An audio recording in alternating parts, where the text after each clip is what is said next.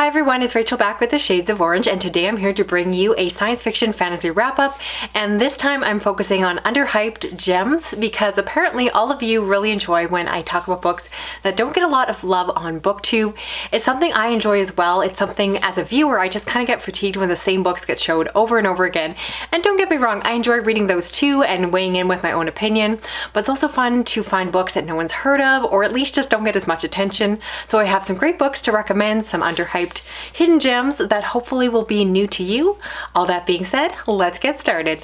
First, let's talk about science fiction, starting with a book that I don't think anyone would have heard about before, so I'm really excited to introduce this to BookTube.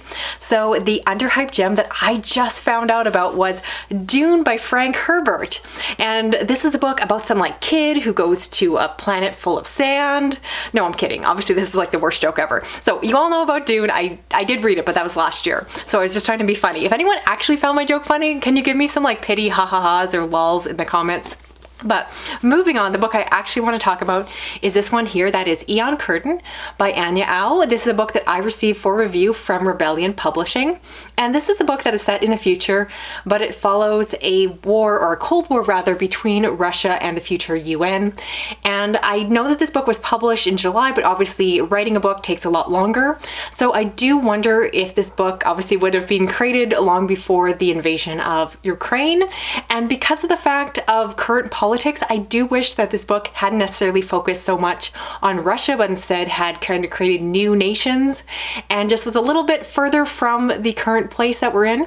But regardless, the plot itself is fun. Essentially, we follow a person who is working as a spy. So within the Russian embassy, they're actually working for the other team. And we also follow a different perspective of someone who is working as a salvager on an old Russian ship, and their stories begin to intertwine and all of that. It's a relatively short book. It's easy to fly through. I read it in just one day. And I will say that's kind of tropey in terms of some of the things that this book is doing. The salvager perspective ends up coming across some long lost alien artifacts, and the story kind of has some twists and turns that I've seen coming before. They were fun, but not exactly something earth-breaking or earth-shattering. And so if you like just a classic science fiction, space opera, thriller type narrative, I think you'll enjoy this, but honestly, I don't think it was exactly special. I don't think it's the most memorable. The characters were fine, the plot was fine, but this book probably won't make my end of the year list just because it wasn't something special, something I haven't seen before. And next I want to talk about the PROX transmission by the Starset Society, and this is a book that was commissioned by a band, and it was given to me as a gift from one of my patrons who happens to know my love for underhyped science fiction. And so this is a story that follows a man who works for SETI, and he wakes up and is trying to piece together what has happened. So it's a story potentially of first contact. It's definitely a sci-fi thriller. I like that within the story you have some letters and things, so it kind of has that multimedia feel to it.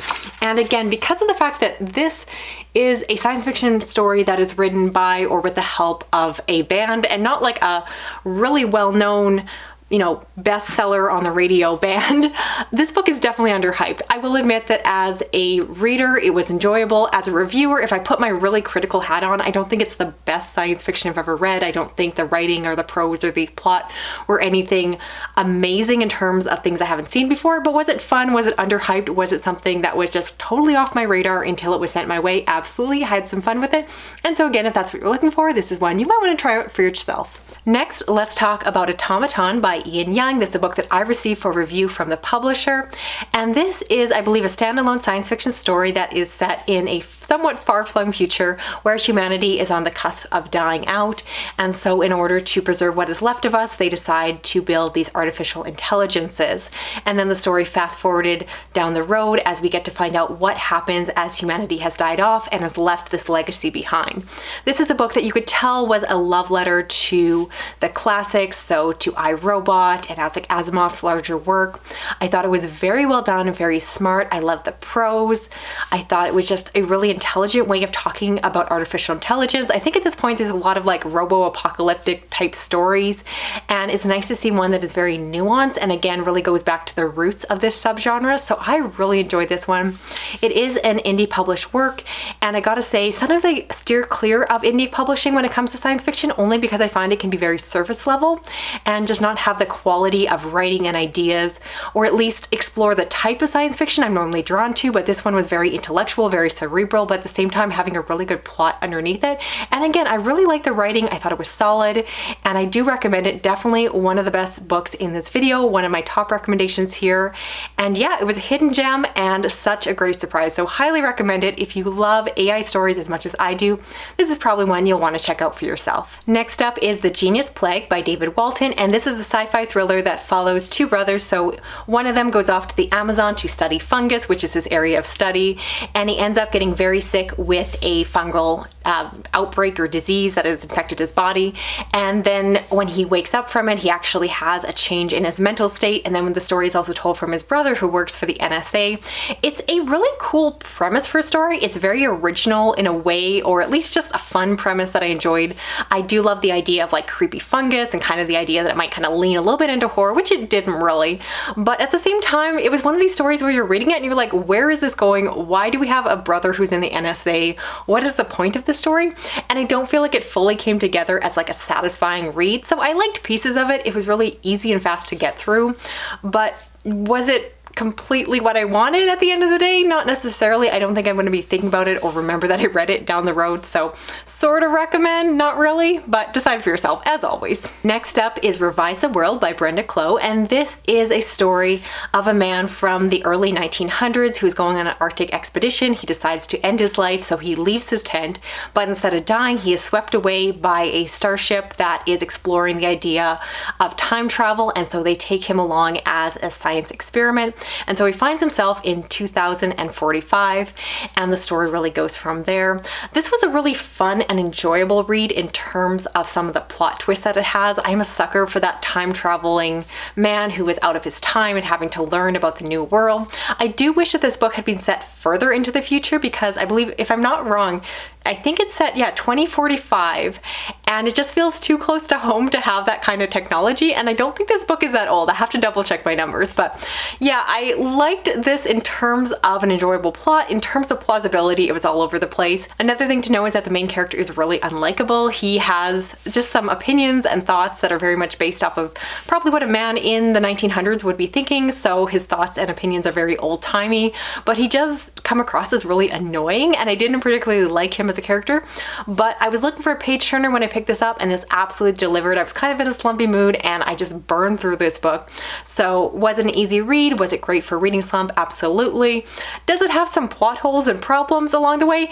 Absolutely. So if you decide to pick it up, know that it's definitely imperfect, but it was a lot of fun, and I sort of recommend it like I do with a lot of these books here. And next is The Immortality Thief by Taran. This is another book that I received for review from Rebellion Publishing, and this is a story that follows an individual who is a criminal. However, he gets the chance to escape his sentence by going off to salvage an old ship with some ancient technology on it, and the story goes from there. From the basic straight up premise, this sounds like the tropiest book ever, but yet, despite of course leaning into certain tropes, is that one actually felt really fresh and unusual.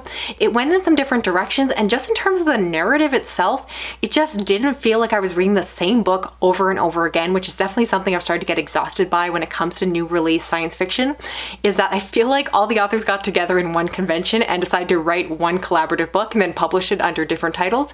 But this one just felt different. I really enjoyed the flashbacks, learning more about their youth, and yeah, the story just went in some different directions. It was really fun. It was some good twists and turns. It definitely has good reviews online for a reason.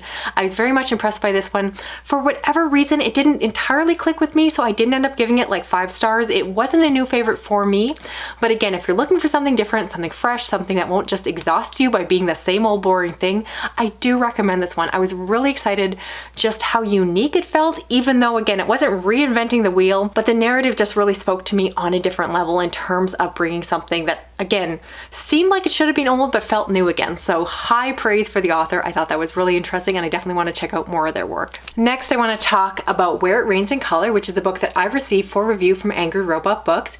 This is a piece of science fiction in terms of the fact that it is set on a planet that has been colonized by a group of future tribesmen from a place in Africa. But this book definitely reads a lot more like fantasy in terms of tone and narrative style and plot. And so within this planet, we follow an individual who lives this lavish life. She is beautiful. However, that changes when she gets infected by a disease that really changes herself and her body. And so we follow her throughout the events in this story. This is a story that for me was absolutely wonderful to read in terms of the lush world building, the characters. I just wanted to spend time in this future world. But at the same time, for whatever reason, I found that it just didn't give me a very concrete feeling about what was actually happening within the story. I felt like the world was imagined as being very beautiful, but the writing and descriptions felt very abstract to me, to the fact that I really struggled to picture what was happening or kind of knowing the details of how things worked. So if you're someone who really needs to know the details, you might find this book to be a little bit vague in terms of that, but at the same time, it was very enjoyable to read. I think a lot of my criticisms around this book would be largely solved if this book gets turned into a larger series or trilogy, because simply I want to spend more time with the characters, more time in the world, and get more details in how the narrative is written so that you can actually figure or puzzle out a little bit more of what is happening. Instead, this is definitely more, again, it feels like soft fantasy where the author is just kind of painting a brush, giving you an idea of what's happening. But I think my science fiction mind just really prefers stories where you have more concrete answers, concrete information, and I didn't really get this. So I loved it in a lot of ways. I thought it had some great elements. I enjoyed the reading experience, but in terms of some of those details, I did want more. But again, that's almost not a criticism. It's the fact that I hope this gets turned into a larger series. So those are my thoughts. The cover is lush, and I definitely think it represents the book that you'll get inside. Now for some straight up fantasy, I want to talk about the Ivory Tome by Melissa Caruso. This is the third book in the trilogy that started with Obsidian Tower, and then we also have Quicksilver Court. Both of these I've read and reviewed already on my channel. So I'll briefly talk about this book without spoiling anything. So in the first book, we follow a woman who is part of the royalty of the kingdom. However, within the story, you find out that she has the ability to drain people's life by touching them. And so she's lived a very isolated life. She does have a companion who is super cute within the story. And then within the first book, there are some revelations to start to learn more, and her powers kind of slowly get revealed. So I will say that this story is reasonably tropey. It definitely is leaning into tropes that I've seen before, but also tropes that I like. Again, the adorable side companion. And for the most part, I really did enjoy these books.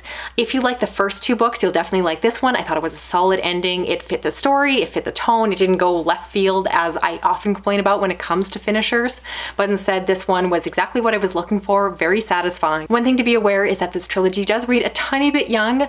Orbit only puts out adult books, but this one definitely has some YA crossover appeal. But as someone who is much more sensitive to that and really doesn't enjoy a lot of YA, I will say that while it has threads of young adult, it certainly, as you can tell from my positive review, does work on an adult level. It just kind of has a younger character that feels a little bit more immature in terms of like tone and narrative and all of that. But overall, I thought this was really solid, and I'm definitely happy to finish out the trilogy and yeah, move on to something else, but this was definitely worth my time. So that's it for this video here. I'd love to know, of the books I talked about, which ones are you planning on checking out for yourself? And I'd also love to hear if there's an underhyped fantasy or science fiction book that you would like me to read.